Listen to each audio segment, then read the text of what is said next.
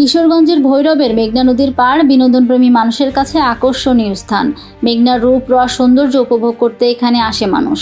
কিশোরগঞ্জ ও আশেপাশের প্রকৃতিপ্রেমী মানুষের কাছে উন্মুক্ত এই স্থানটি বেশ জনপ্রিয়। তাই এবার ঈদ ও পর্যটকদের পদচারণায় মুখরিত হয়ে উঠেছে ভৈরবের মেঘনা নদীর পাড়। মেঘনা পাড়ে প্রাকৃতিক সৌন্দর্য নিয়ে জেগে ওঠা এই শহরের চর, ঢেউ আর বেলাভূমির মিতালি। এমন সৌন্দর্য উপভোগ করতে ঈদের দিন থেকে হাজারো মানুষ পরিবার পরিজন নিয়ে বেড়াতে এসেছে মেঘনা নদীর পাড়ে। ভৈরবের আশেপাশে কয়েকটি উন্মুক্ত বিনোদন জায়গা না থাকায় এই জায়গাটি সৌন্দর্যে পিপাসু মানুষ। তবে শুধু ভৈরবের মানুষই নয়, ঈদে আশেপাশের জেলা থেকেও মানুষের ঢল নেমেছে মেঘনার এই পাড়ে। ভৈরবে মেঘনা নদীর ওপর একটি সেতু ও দুইটি রেল সেতুও দর্শনার্থীদের কাছে আকর্ষণীয়। তা দেখতে এখানে বেড়াতে আসে মানুষ। এছাড়া বিনোদনপ্রেমী মানুষের জন্য রয়েছে নদীতে ঘোরার জন্য নৌকা ও স্পিড। নদীর মাঝখান থেকে আছে চর, সুদৃশ্য পাথরের ওপরে বসে আড্ডা দেওয়া আর ছবি, অন্যরকম অনুভূতি। তবে ভৈরবের মেঘনার এই পাড় দর্শনার্থীদের জন্য ঝুঁকিপূর্ণ বটে। স্থানীয় বাসিন্দাদের অভিযোগ, স্থানটি কেপিপি ভুক্ত এলাকা। এখানে প্রতিনিয়ত ছিনতাই ও খুনের ঘটনা ঘটে।